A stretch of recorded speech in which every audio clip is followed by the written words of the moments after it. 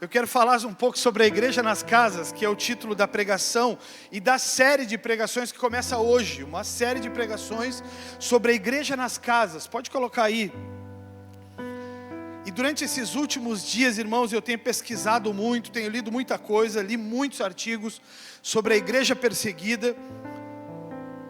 E nós, particularmente, domingo passado, quando eu estava sentado aqui ouvindo a pregação da pastora, ela começou a mencionar sobre a igreja Second House, sobre o que Deus estava fazendo aqui, e ela mencionou a frase, que é a frase que nos move. Cada casa uma igreja, você pode dizer isso comigo ou não? Cada casa uma igreja, cada família um sacerdote. Repete comigo mais uma vez, cada casa uma igreja, cada família um sacerdote. Nós temos falado muito atualmente sobre isso, sobre igreja nas casas e sobre o que viveremos nos próximos anos ou décadas. Infelizmente, irmãos, quando você que está aceitando Jesus agora, ou que está conhecendo Jesus agora, infelizmente você está pegando a pior jornada da igreja. Você está pegando a jornada mais difícil da igreja. Nunca houve na história da humanidade uma igreja tão difícil como essa que nós estamos vivendo agora. Uma igreja que esfriou no primeiro amor, uma igreja que esfriou nos métodos, uma igreja que esfriou na forma de ser. Uma igreja, eu estou dizendo, vou repetir isso mais uma vez, que para mim é um escândalo. Eu ter que chamar membros para estar na ceia, isso para mim é um escândalo. Eu sou convertido há 30 anos. Isso para mim é um escândalo. Eu ter que dizer assim, fulano, não esquece, domingo é ceia, tu tem que estar na ceia. Isso é um escândalo para mim, porque para mim, o crente que é crente, ele tem que estar na ceia. Ah, mas eu tenho aniversário, mas não existe aniversário dia da ceia. Ah, mas eu tenho que passear com o meu cachorro, com o Uti que vai ganhar maiô para Jesus. Mas não existe esse dia, é ceia. Eu sou dessa época. E a gente, infelizmente, está vivendo a pior fase da igreja. Uma igreja que bate na própria igreja. Nós estamos vivendo a igreja de atualmente. É a igreja que fica repostando o escândalo da igreja co-irmã. Nós estamos vivendo uma fase da igreja que é com certeza a pior fase. Por quê? Porque se um irmão peca, nós fofocamos que ele pecou. Nós não nos preocupamos em nos conectar em jejum e oração para que ele resgate, para que seja resgatada essa alma. Não, nós nos unimos para criticar. Ah, mas tu está falando da Second House, né, pastor? Não, infelizmente não. Eu estou falando da igreja de Jesus Cristo na face da terra. E aí Deus começou a falar muito comigo, porque o fim dos tempos que estava anunciado na minha igreja de antigamente, esse fim dos tempos, ele para mim, ele está batendo na porta. A gente pregava há 30 anos atrás, eu prego há muito tempo, há muitos anos, a gente pregava há 30 anos atrás, Jesus está voltando. Há 30 anos atrás a gente não sabia de nada, a gente já pregava que Jesus estava voltando, porque os sinais haviam se cumprido.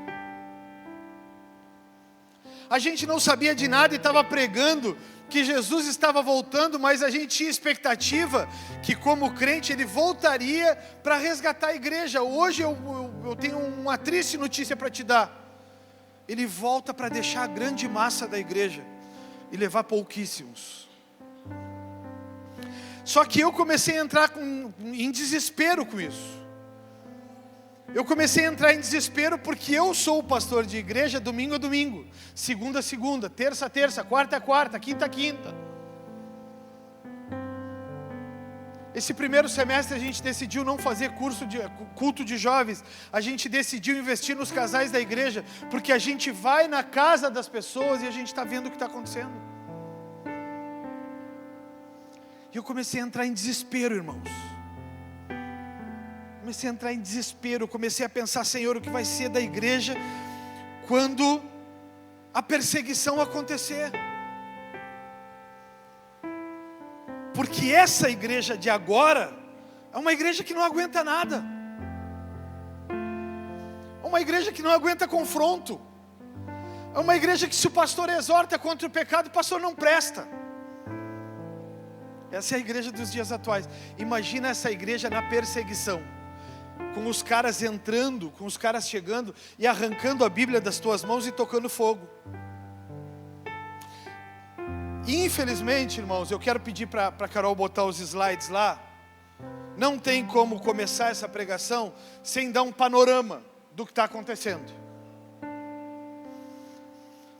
Porque de repente você vai estar aqui pensando que eu estou falando de algo, de uma alegoria, de algo que vai acontecer no futuro, de algo que é algo distante, que não acontece, que é um cenário distante de nós. Não, deixa eu te mostrar os dados da fonte mais fidedigna, atuais, dados atuais. Última pesquisa, ano 23, 24, 24, 25, tá? Dados atuais. Então, peço para baixar a luz aí para ficar melhor de ver o slide. E vou pedir para ti ir trocando, tá, Carol? A igreja perseguida nos dias atuais, tá? Essa é a parte mais difícil, depois fica melhor. Pode trocar. Dados atuais da perseguição, relatórios 25 e 26, tá? E alguns relatórios 23 e 24, então vocês vão ver isso aí. Total de cristãos perseguidos no mundo. Mais de 388 milhões de cristãos sofrem altos níveis de perseguição ou discriminação por sua fé. 1 em cada 7 cristãos no mundo está sendo perseguido. Slide número 2. Relatório sobre violência extrema. O relatório da lista mundial da perseguição, dados de 24 e 25, agora atual, apontou que em média 13 cristãos são mortos por dia. Aí você vai precisar repetir isso comigo. Devido à sua fé. Então você vai olhar comigo para quem está do seu lado e você vai dizer para ele: ele morreu porque pratica a fé. Deixa eu te dar um outro dado. Você vai dizer para o irmão que está do lado: ele morreu porque alguém provavelmente viu ele com uma Bíblia. Guarda esse dado, pelo amor de Deus, tá? E nós vamos para o slide 3. Slide 3, vou tentar fazer rápido, porque são alguns slides, são 5 ou 6. Slide 3, ataques a instituições, tá? Mais de 6 mil ocorrências de ataques violentos contra igrejas, instituições, casas e lojas cristãs foram registradas. Nesse ciclo 25 e 26, tá? 24 e 25, isso aqui é 24 e 25, por favor. Então, mais de 6 mil ocorrências de ataque. Porque as pessoas têm uma loja cristã. Porque a pessoa está indo numa igreja. Olha isso. Dado número 4. Países na lista de perseguição. A perseguição é generalizada com ataque na Ásia Central, no Oriente Médio, especialmente na África subsaariana, onde milhões foram forçados a se deslocar. Agora eu vou dar países aqui também, não te preocupa com isso, vou te dar países também. Então, cristãos que foram obrigados a se deslocar dos seus lugares de vivência. Pode mudar, Carol. Agora, pessoas mortas por causa da fé nos anos de 22 e 23, esse é o último dado, tá? 4.800 pessoas morreram por causa da fé. Porque disseram ser cristãos. Outro dado, cristãos presos sem julgamento entre outubro de 23 e setembro de 24. 4.700 pessoas foram presas porque se disseram cristãs e não tem julgamento para elas. Elas foram colocadas numa prisão e não tem ninguém apto a julgar. Ninguém está procurando, o advogado não vai atrás. Irmãos, 23 e 24, 4.700 pessoas foram presas e elas estão lá presas, sem ninguém chamar, sem os juízes marcar a audiência do crime que cometeram. Cristãos abusados física e psicologicamente entre outubro de 24 e setembro de 25. 67.800, tá? Naquele globo de 380 milhões de cristãos ao redor do mundo. 8 bi de ser humano na face da terra. E 388 milhões são cristãos. 67 mil pessoas foram abusadas abusadas sexualmente, fisicamente. Foram agredidas e psicologicamente. Pessoas sendo torturadas para negar Jesus. cristãos forçados a fugir de casa ou do país, 224.129 pessoas entre outubro de 24 e setembro de 25. Tu tem que fugir da tua casa, tu tem que fugir do teu país, senão tu vai ser preso sem julgamento, morto ou agredido. Vocês estão entendendo ainda ou não? A Nigéria, especialmente a Nigéria, gente, Nigéria, país que joga a Copa do Mundo, país que participa de Olimpíada, país que tem desenvolvimento, cara. A Nigéria foi o país com mais mortes registradas, 3.490 cristãos mortos, ou seja, 72% do total de cristãos na Nigéria já foi morto por causa do Evangelho. Tem mais, vamos adiante, Carol. Atualmente o lugar de maior perseguição aos cristãos é a Coreia do Norte. A Coreia do Norte, lá do gordinho, aquele que tem aqui, até que tomar cuidado para falar, o Chong Leong-yong, aquele que eu não lembro o nome dele, até nem vale mencionar. Mas olha aquele gordinho com uma cara de abobado. Você sabe de quem eu estou falando ou não? O mocorongão, aquilo tem uma cara de mocoronga. Mocorongo eu acho que dá para falar porque ele nunca vai entender o que eu estou falando, porque aquele gordinho é terrível. Você sabe quem é aquele gordinho? Aquele gordinho é a pior espécie de pessoa que existe na face da terra. A Coreia do Norte, ela é um país ateísta, país ateu, não acredita em Deus, na existência de Deus, com 26 milhões de habitantes e 400 mil cristãos. O que é genial nisso aqui? Que num país de ateus, que se denomina ateu, o Brasil é um país que se denomina cristão, embora o Estado seja laico. Mas o Brasil é um país que se denomina cristãos, entre católicos e evangélicos. Eles são ateus, e os homens de Deus e as mulheres de Deus já conseguiram ganhar 400 mil almas para Jesus. Isso merece uma salva de palmas ou não merece? Vamos celebrar Cristo por causa dessas vidas. Olha isso, a Coreia do Norte é indiscutivelmente o lugar mais perigoso do mundo para seguir Jesus. Ser descoberto como cristão no país resulta em punições severas, como ser preso nos campos de trabalho forçado. Irmãos, existe campo de concentração para cristão trabalhar. Tu acredita nisso, cara? Tu acredita nisso? Nós estamos no ano 2026 da humanidade.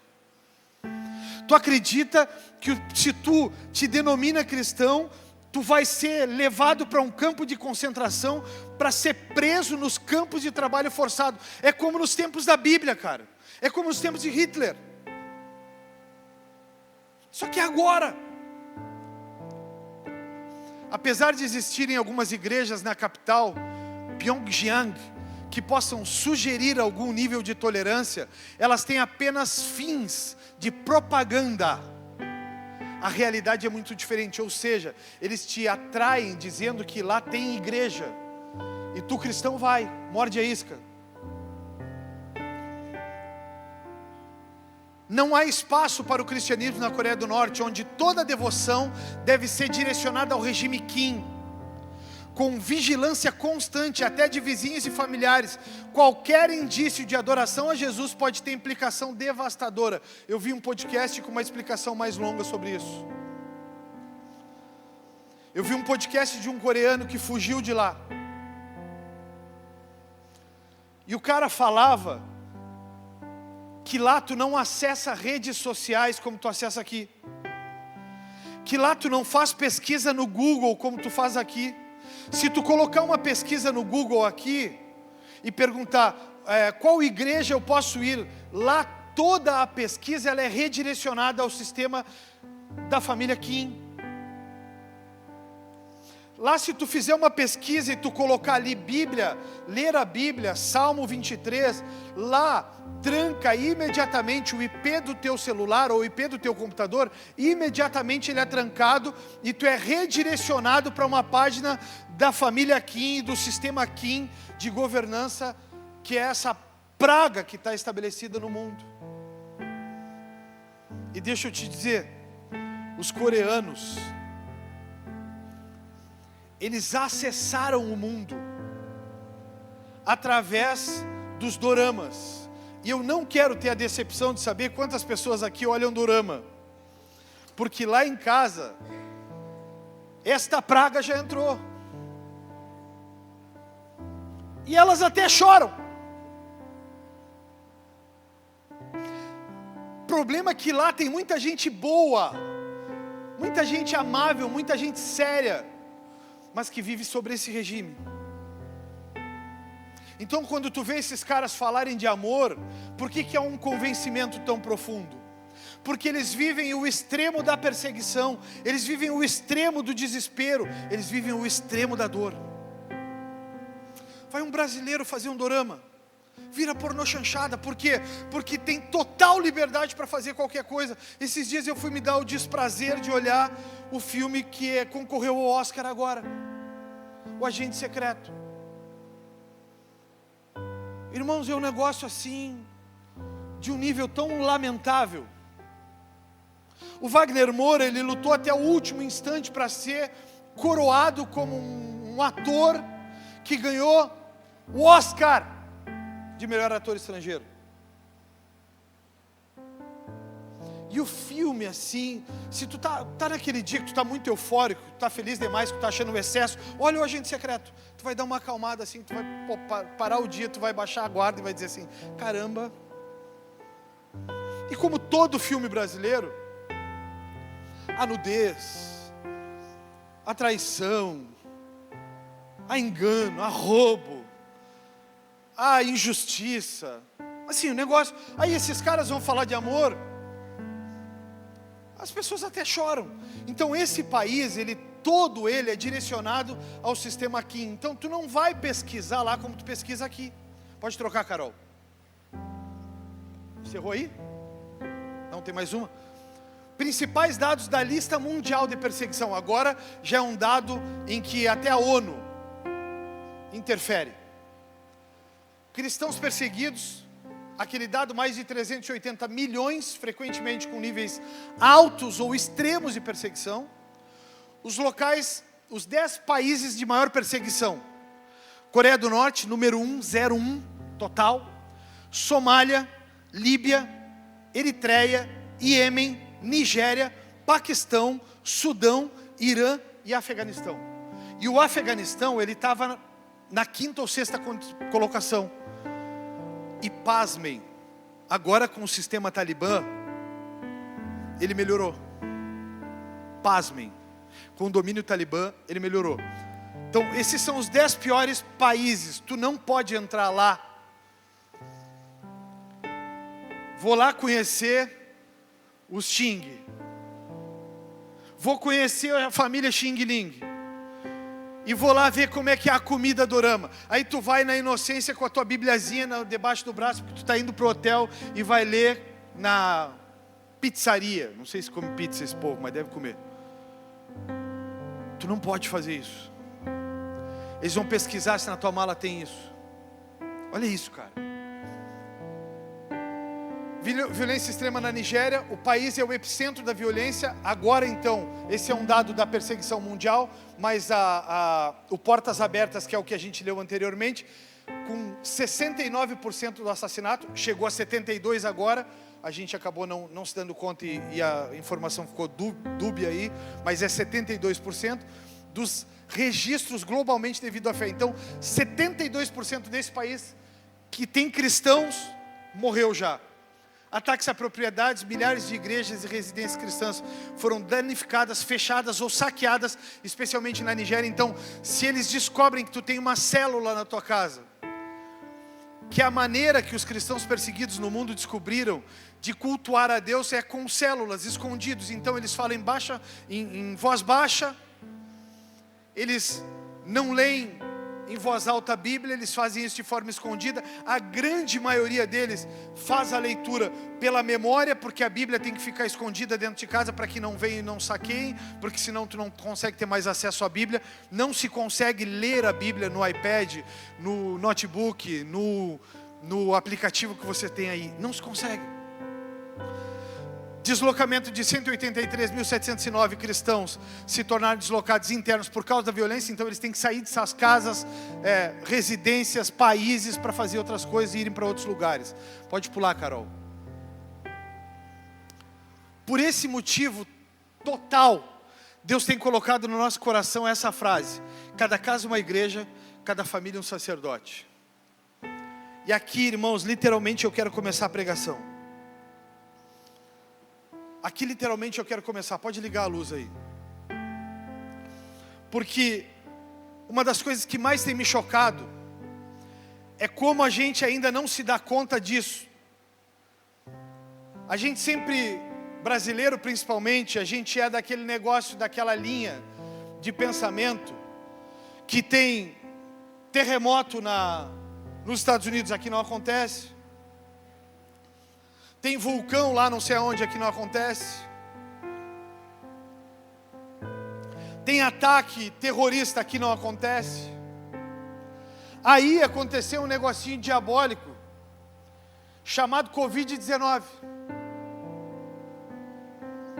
Aí tem um negocinho diabólico plantado diabolicamente, não um acaso, mas plantado diabolicamente, um negocinho chamado Covid-19. Aí nós brasileiros chegamos à conclusão que nós, a nação que nada acontece, foi atacada também.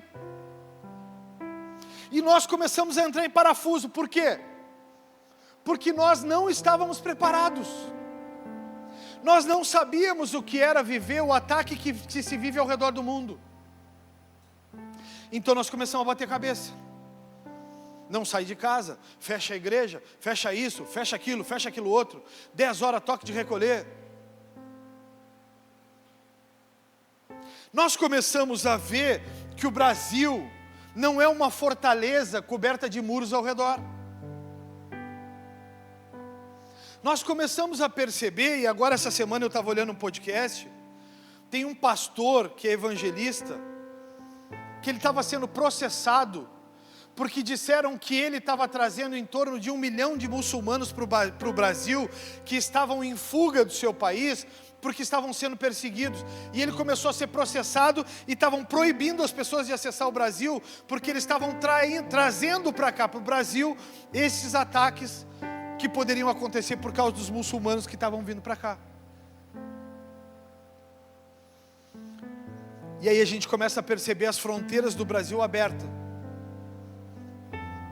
A gente começa a perceber que na nossa cidade foi fundada uma Medina. É Medina que chama? Uma mesquita. E que os caras andam nas ruas agora. E que os caras não se escondem mais. Aí nós começamos a ver na nossa Bagé a proliferação de jovens servindo a Umbanda. Nós começamos a ver na nossa Bagé uma proliferação de jovens, porque não era assim antigamente. Nós começamos a ver na nossa Bagé a equipe da Umbanda vestida agora sem mais vergonhas nas ruas. Porque antes eles se escondiam. Nós vimos na nossa Bagé levantarem um altar em plena Tupi-Silveira para um Deus deles. Ou vocês não sabem que tem na nossa Bagé um altar com um demônio lá? Quem já viu lá? Quem já passou lá? Nunca foi sorte, sempre foi Exu. Quem nunca passou por lá, pelo amor de Deus, levanta o braço para eu saber que cidade tu mora. Nunca passaram? Então quando passar, vira a cara, para tu não olhar para Baal. Está lá uma estátua de adoração a Satanás. Eu e a pastora passamos todos os dias ali e amarramos. E declaramos: eu te amarro, Satanás, a tua boca está fechada, e eu declaro que isso aqui vai fechar e vai se tornar um lugar de adoração a Deus. Mas tu sabia que tem muita coisa no Brasil que está sendo votada agora, que tem uma PL em circulação agora para ser votada, sobre as mulheres passarem a ter direitos dentro da igreja. Ou seja, a mulher não ser renegada, rejeitada, e nós precisarmos aqui casar mulher, senão nós vamos ser presos, mulher com mulher, ferindo completamente a nossa fé. Tem uma PL em tramitação.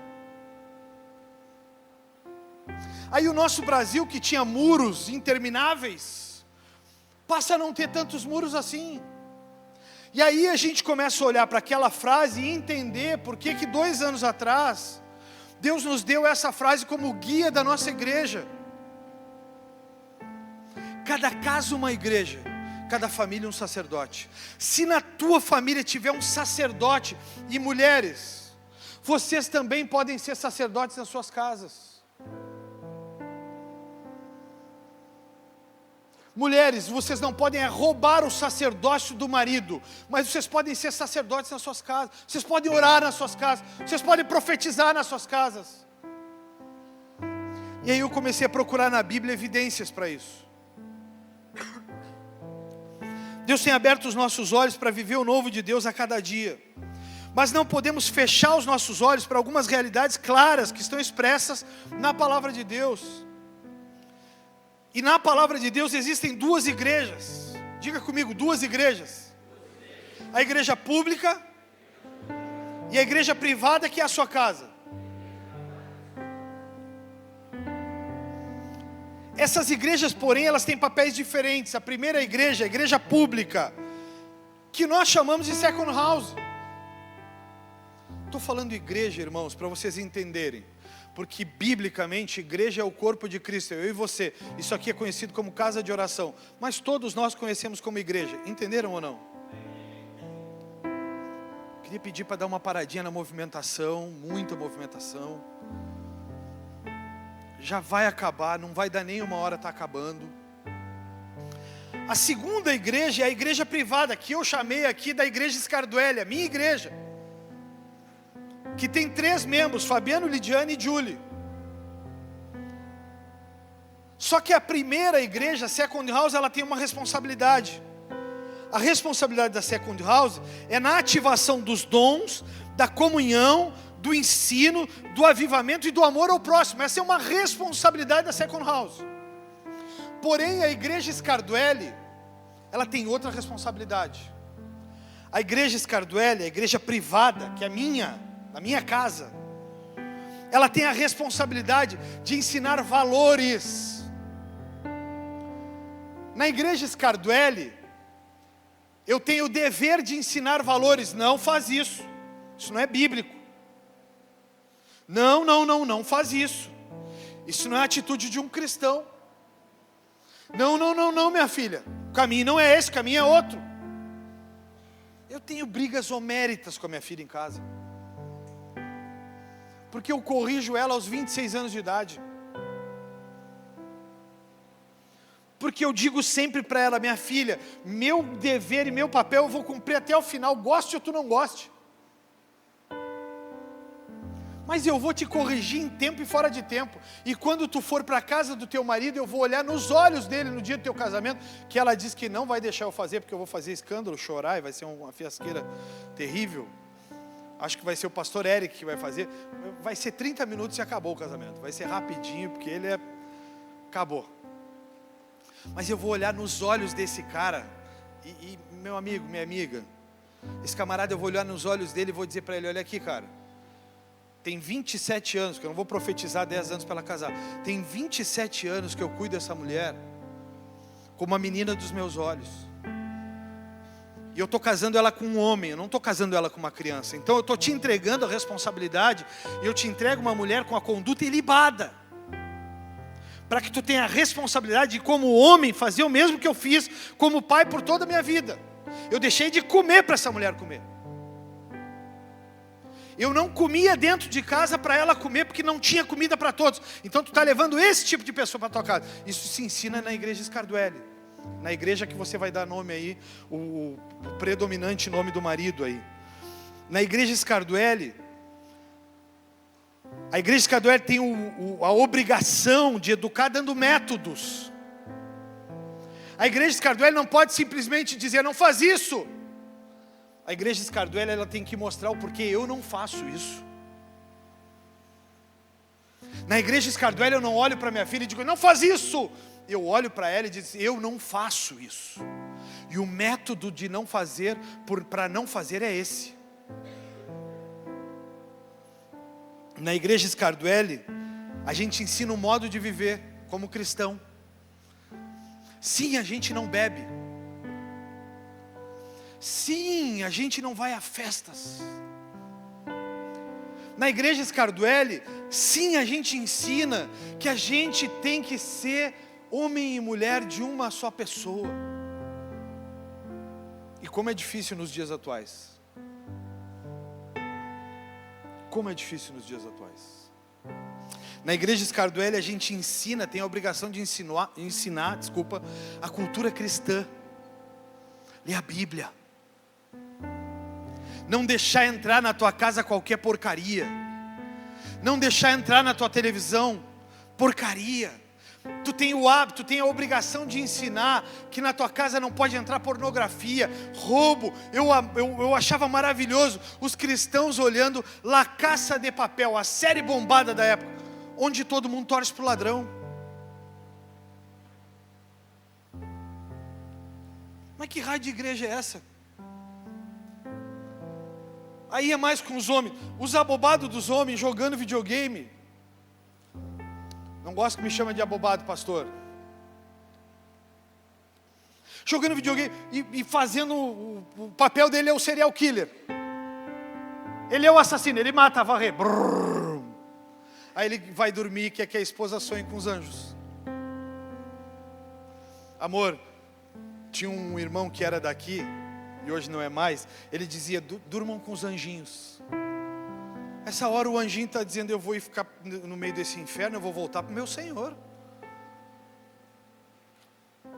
Mas só que o crente dos dias atuais, antigamente tu dizia assim, pastor, o senhor nem sabe, joguei videogame essa noite.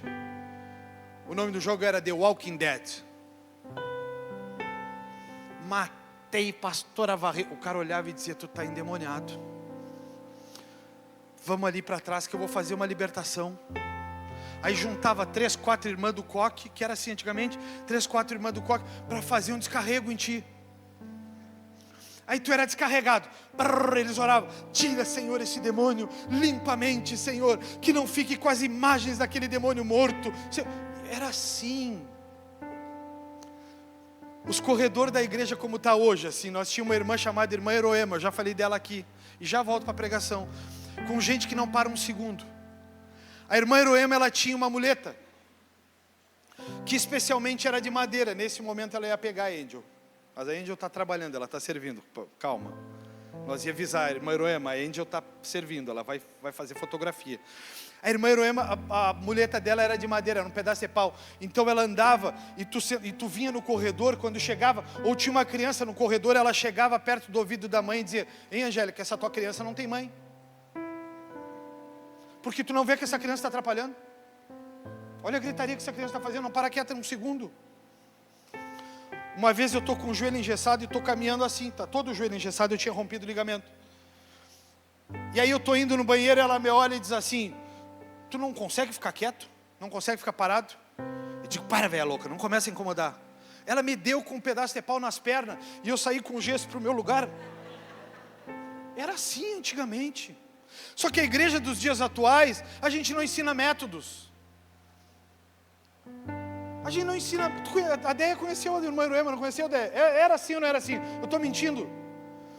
Ela chegava no pé do ouvido da gente e dizia, vai te converter, rapaz. Para de ter quieto na igreja, tu não para de conversar. E o pastor está pregando lá, irmãos. Faço eu agora, tenho um processo amanhã. Esses dias uma gospel dessas aí, é por isso que eu me complico, eu começo a contar um monte de história, não vai acabar cedo. Uma gospel dessas aí, bombada no Brasil,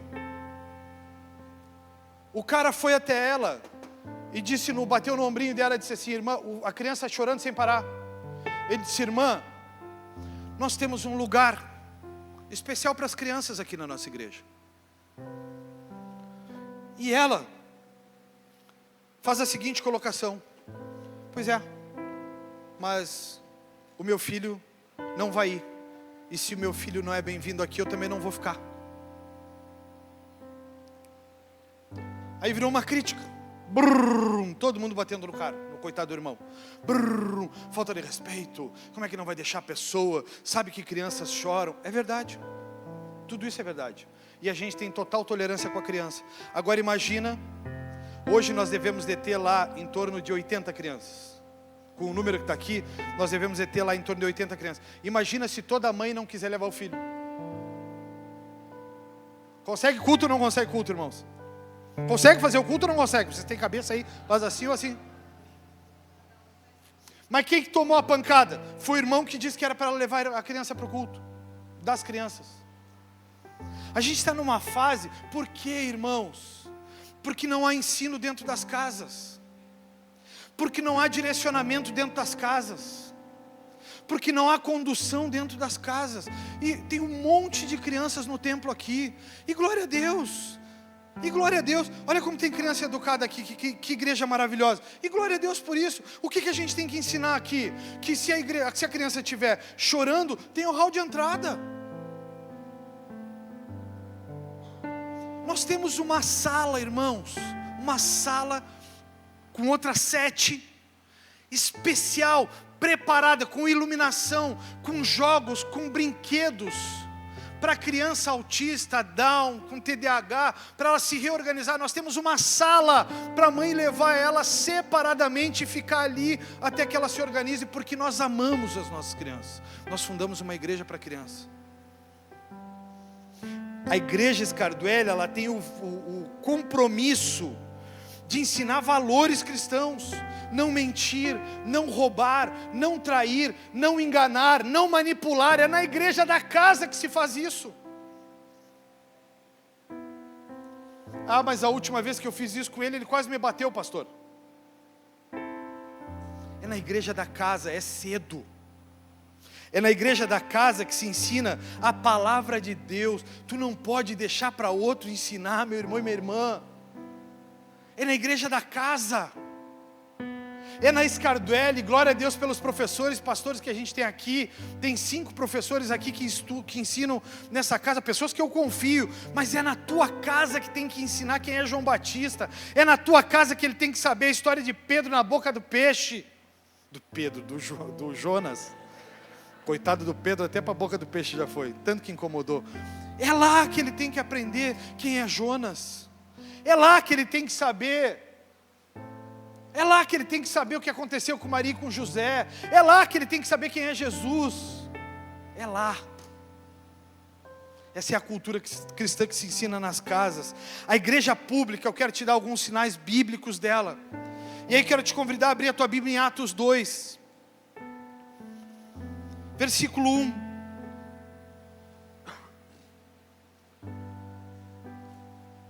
E eu vou te mostrar aqui em Atos as 2 igrejas. Eu vou te mostrar em Atos essas 2 igrejas com sinais claros, os sinais da igreja pública e os sinais da igreja privada. A igreja pública agora. Versículo 1, no dia de Pentecostes, todos estavam reunidos em um só lugar. Para por aí por um instante. Estavam todos reunidos no mesmo lugar. Isso destaca a unidade e a perseverança em oração dos discípulos, enquanto aguardavam a promessa de Jesus. Deixa eu te ajudar aqui. Eles estavam unidos, orando, clamando, porque havia a promessa de que Ele mandaria o Consolador. Quem é o Consolador? O Espírito Santo. O que eles fizeram? Eles se manteram unidos e reunidos em unidade, orando. O sinal da igreja pública, um dos sinais da igreja pública é a unidade. A igreja pública precisa ser unida. Não cabe na igreja pública o falatório. Não cabe na igreja pública o diz que me disse. Não cabe na igreja pública. Na igreja pública não cabe o irmão pontuando o defeito do outro irmão. Sabe por quê? Porque não pode o roto falar desfarrapado e não pode o sujo falar do mal lavado. Porque todos têm defeitos, todos têm falhas. Esse dia de Pentecostes, que a Bíblia menciona em Atos 2:1, Era uma festa judaica celebrada 50 dias após a Páscoa, que comemorava as primícias da colheita do trigo. Ou seja, daqui a poucos dias nós vamos ter o dia de Pentecostes. O que esses caras faziam? Unidade, perseverança em oração. Deus nos prometeu, Ele vai fazer. O que Deus nos prometeu esse ano, irmãos? Que seria o ano da bondade dEle. O que nós precisamos fazer? Unidade e compromisso em oração. A bondade de Deus virá sobre nós. O dízimo de um videogame, irmãos, que eu não faço a menor ideia de quanto foi. O dízimo de um videogame deu uma venda de uma casa. Eu creio muito nisso, porque foi cristão acompanhado de cristão. O dízimo de um videogame. Ah, pastor, mas eu acho que isso não acontece. Faz prova. Faz prova. Versículo 2 de Atos 2 diz assim: de repente veio do céu um som como de um poderoso vendaval e encheu a casa que estavam sentados.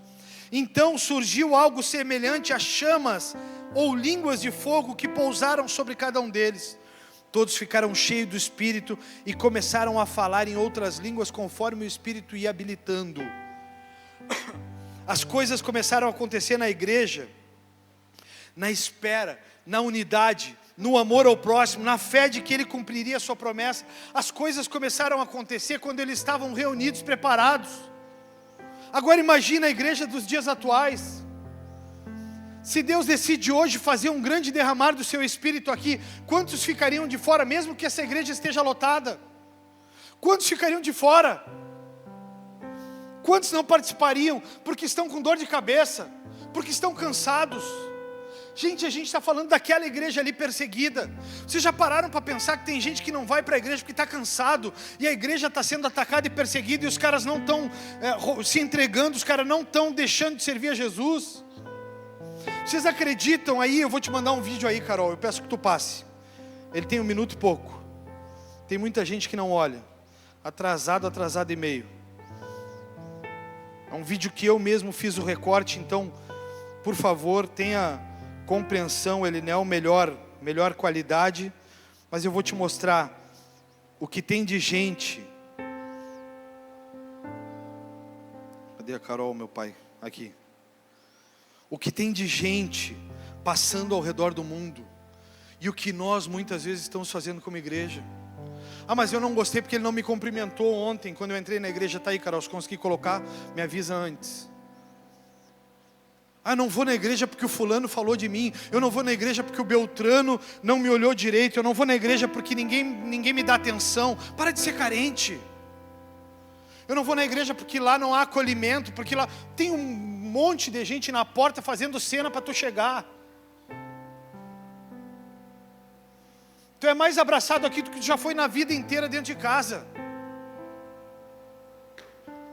Ah, mas é que não há acolhimento, eu não me sinto da casa, da família. Mas meu amigo, peraí, segura aí, Carol. Meu amigo, minha amiga, família não é a responsabilidade só de um. Se tu não te sente acolhida, busca acolhimento. Ah, mas eu não me sinto parte. Tu não te sente parte porque tu não participa. Esteja na célula. Não sou parte, pastor, vai para a célula. É genial que as pessoas não vão na célula e querem se sentir acolhidas. Vem cá, tu acha que a gente é polvo? Que a gente tem braço interminável? Olha o que está acontecendo ao redor do mundo para tu estar te sentindo carente e não ser acolhido. Olha o que acontece ao redor do mundo, por favor. Os pequenos sims, né, diários, né, porque quando, imagina o cara que negou Jesus a vida toda, naquele momento ali ele vai negar também. Imagina, ele negou a vida toda, naquele momento ele vai ser o herói. Não vai. A esposa do Mohammed, esse que eu contei aqui, tem um episódio que é muito forte. O Mohammed foi para uma reunião de microcrédito, ele era o gestor do microcrédito da Mais no Sudão. Ele era o líder que gerenciava as famílias. E ele chegou lá todo machucado e tal. E ele começou a contar a história do que acontecia. Abriu o jogo, sim. Abriu o coração. Porque geralmente eles não chegam falando o tempo todo assim, como que, tipo, se fazendo de vítima pra gente. Não, chega uma hora que eles abrem o coração e contam a situação. E ele, uma vez eu tava em casa, E 7 homens invadiram minha casa, colocaram as crianças no banheiro, trancaram, me amarraram numa sala e me fizeram presenciar o estupro coletivo da minha esposa. 7 homens violentando ela na frente dele para ele negar-se a Cristo. Ele falou, olha, foi o único momento da minha vida que eu quis negar a Cristo, não porque eu não amasse Jesus, mas porque eu não queria mais ver aquela cena. A esposa dele sendo violentada, percebeu que ele estava esmorecendo. Aí ela gritou assim, Mohammed, não negue a Cristo. Jesus é a única coisa que nós temos. Não negue a Cristo. A mulher estava sendo violentada, cara. E ainda tem espaço no coração, na mente dela, para pensar no nível de fidelidade e comprometimento que ela tem com o Evangelho. Entendeu? Por isso que quando ele falou essa frase, olha, os cristãos livres que eu conheço não são cristãos de verdade, isso para mim é um choque, porque eu não sei, cara. Se minha esposa fosse pega desse jeito, se eu não, neguei, para que eu neguei. Não sei. Esse é o... Ah, pastor, eu não estou pronto para isso. É por isso que eu estou te chamando a ser uma igreja na casa. Porque isso é uma realidade próxima demais. Perceba que esse trecho narra o cumprimento da promessa quando os discípulos estavam unidos em oração em Pentecostes, inaugurando então a era do Espírito Santo. É aqui que nasce a era do Espírito Santo. É aqui que ele começa a trabalhar. E a Bíblia em João 14,15 diz, se vocês me amam, você pode dizer isso comigo? Se vocês me amam, diga para quem está do seu lado aí, se vocês me amam, obedeçam os meus mandamentos. Olha o que a Bíblia diz, e eu pedirei ao Pai, e Ele lhes dará outro encorajador ou consolador, que nunca os deixará, nem em momentos como esse. É o Espírito da verdade, o mundo não pode receber, pois não o vê e não o conhece. Mas vocês o conhecem, pois Ele habita com vocês agora e depois estará com vocês, não os deixarão órfãos. Voltarei para vocês, não os deixarei órfãos, voltarei para vocês. Enquanto eu não voltar, o Espírito da promessa está entre vocês. Vocês não precisam se desesperar. A Bíblia diz que por um caminho o diabo vem, por 7 ele tem que sair. Mas ele só sai com 7 caminhos para crente posicionado. Para crente que conhece a palavra, não para quem anda vagando de igreja em igreja, não para quem anda de bico em bico, não para quem anda fazendo murrinha dentro das casas, incomodando dentro das casas. Eu te peço que você preste atenção, porque eu sei que essa palavra é uma palavra forte, eu sei que ela palavra é uma palavra de desconforto. Mas nos nossos dias também devemos esperar a manifestação poderosa de Deus, confiando que Ele fará o que prometeu. Ele nos prometeu que estaria conosco em qualquer dessas situações. O que acontece é que muitos querem o poder, mas não querem o processo. Você pode repetir? Muitos querem o poder, mas não querem o processo.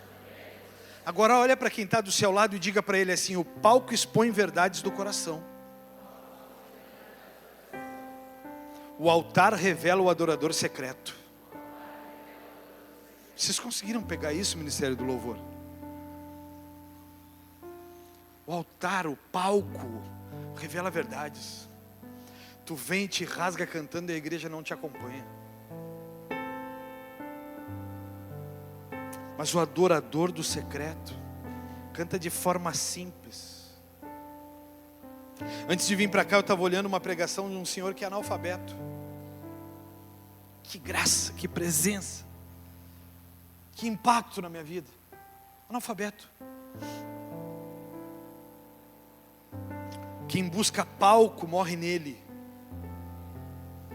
Quem busca altar expõe que aquele que detém o poder e os dons é aquele de quem você necessita. Mas o problema é que tem pessoas buscando palco, microfone. Agora eu quero encerrar te falando sobre os sinais da igreja nas casas. E não te ilude que já está acabando. Não está. É só o último ponto, mas não está. O sinal da igreja nas casas, ou a segunda igreja, que é a igreja privada. Essa igreja privada está em Atos 2,42, dá uma olhadinha aí.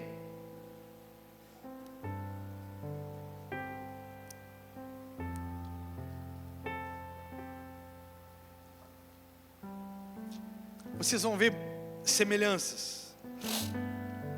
Diz assim: todos se dedicavam de coração ao ensino dos apóstolos, à comunhão nas casas, ao partir do pão e à oração. Essa é uma das evidências de que Deus se revela na comunhão, no partir do pão e na oração. Aí vamos a evidências, como se revelará algo na sua casa, ou se sua casa não é a sua igreja. Vamos ver evidências, se a tua casa não é a igreja. Se sua casa é um palco de fofocas ou discórdias, Deus se revela nesses lugares? Eu quero te perguntar. Atos dos Apóstolos 2:43. Havia em todos eles um profundo temor, e os apóstolos realizavam muitos sinais e maravilhas. Mateus, vamos pegar a Sabrina que vai ganhar o bebê agora.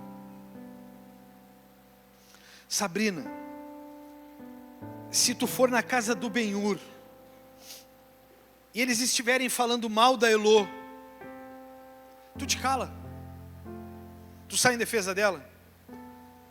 Se eles estiverem fazendo críticas a Elô, que tu julga não serem verdadeiras, tu não vai fazer uma defesa advocatícia para ela? Faria ou não faria?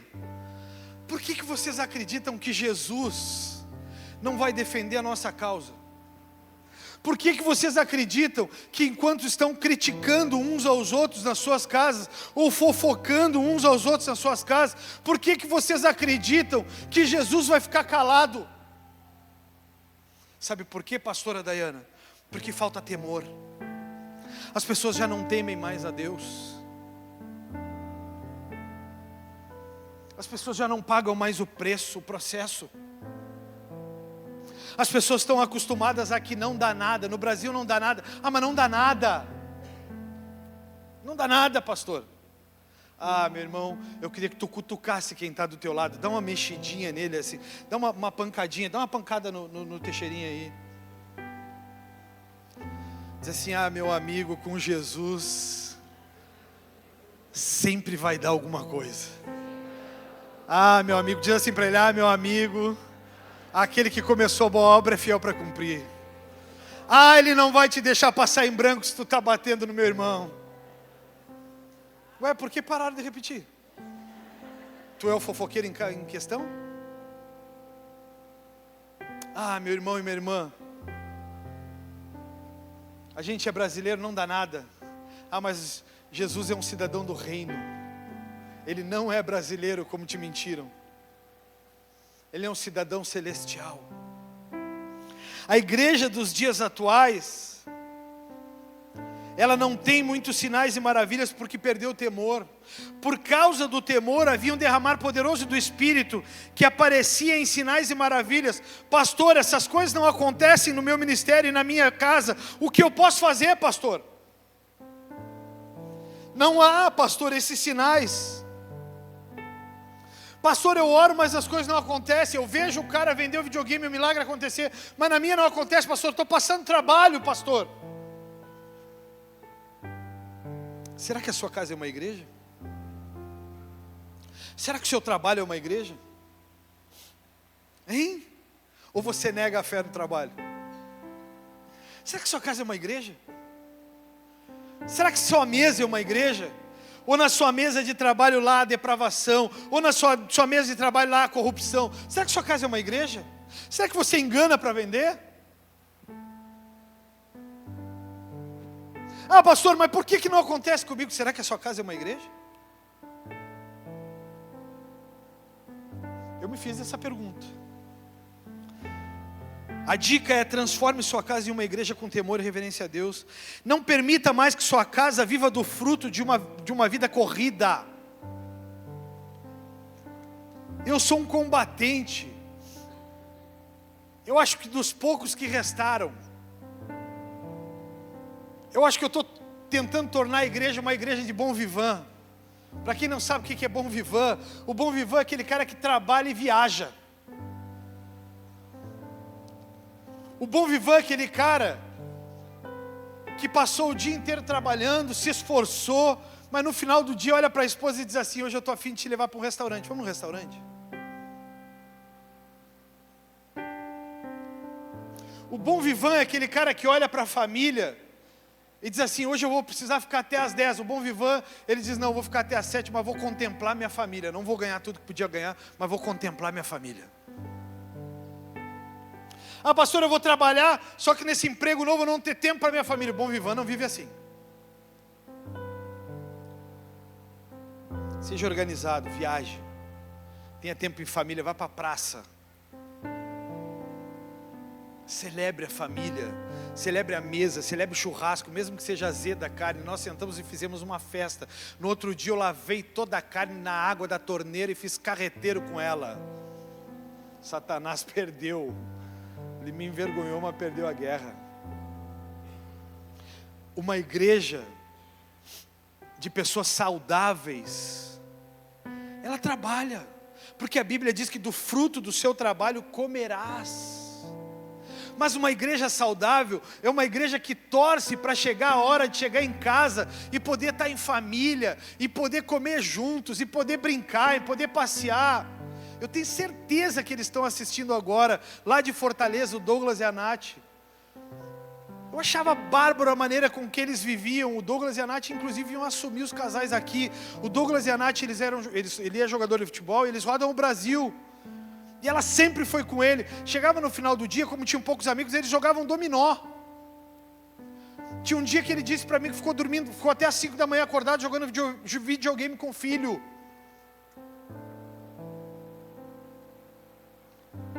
Meu amigo, minha amiga, essa é a igreja. A igreja que se diverte, uma igreja que tem prazer na vida que carrega, na vida que leva. Eu sou um combatente das pessoas que trabalham sem poder desfrutar. Ah, mas eu estou juntando para quando chegar a velhice. Quando chegar a velhice tu não vai ter força. Tu não vai mais ter prazer das longas viagens. Cada vez que sentar à mesa em família, contemple isso. Cada vez que orarem, não faça isso correndo. Faça isso para extrair poder de Deus. Não chega na tua casa para orar no almoço e diz, Senhor, obrigado pelo pão, amém. Não faça isso. Você está tendo uma oportunidade à mesa em família. Ore e agradeça, Senhor, obrigado pelo privilégio de estar sentado à mesa. Tem muita gente que está correndo em volta, Senhor, e não faz isso nunca. Tem gente que nem comida tem, Senhor. Não sente no sofá para comer. Não sente, não faça isso na sua casa. Sente em família. Na hora da oração, se puder. Eu não tenho hábito lá em casa, mas se puder, dê as mãos. Sinta a pessoa que está do seu lado. Eu quero te dar mais uma evidência no versículo 44, da igreja que Jesus reconhece como igreja.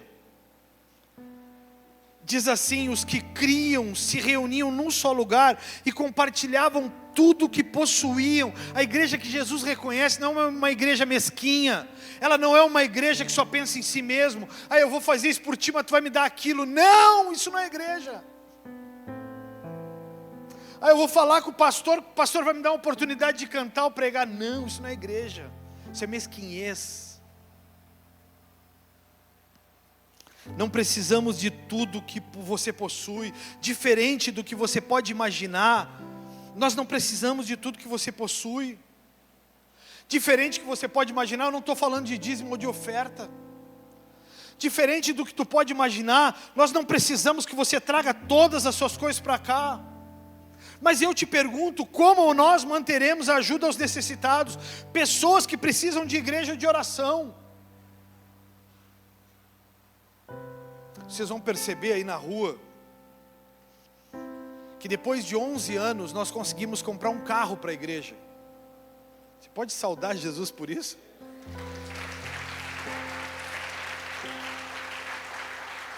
Sexta-feira pela manhã eu peguei o carro. E eu não pude tirar uma foto com o irmão que me vendeu o carro. Sabe por quê? Porque vira crítica. Essa é a igreja que a gente vive. Mas sexta-feira mesmo, à tarde o carro já estava lá no presídio. Ontem o carro estava no hospital. E ontem o carro estava visitando irmãos. E sabe como é que era antes, irmãos? Eu fazia esse trajeto a pé ou de bicicleta. Porque a Lidiane precisava ir trabalhar com o nosso carro. A igreja de Jesus Cristo, ela é uma igreja interesseira. A igreja de Jesus, ela também tem evidências. Essa igreja nas casas, ela tem evidência no versículo 46. Essa palavra eu poderia fazê-la em 2 dias, mas não vai dar, vai ter que ser em 5 minutos.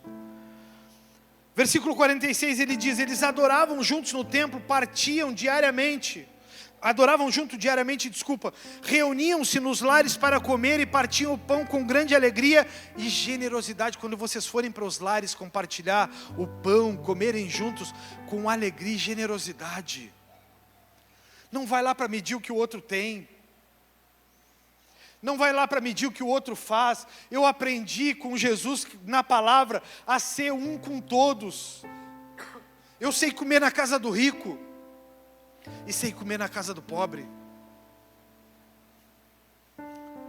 Eu sei estar na casa do rico, sei estar na casa do necessitado. Eu adoro estar na casa das pessoas. Eu não faço aconselhamento na igreja, irmãos. Eu faço aconselhamento nas casas, que eu gosto de me sentar com elas na realidade delas. Sempre louvando a Deus e desfrutando a simpatia do povo. E a cada dia o Senhor lhes acrescentavam aqueles que iam sendo salvos. Quer encher a tua igreja? Quer encher a tua célula? Generosidade e amor. Trata as pessoas bem. Abraça, celebra.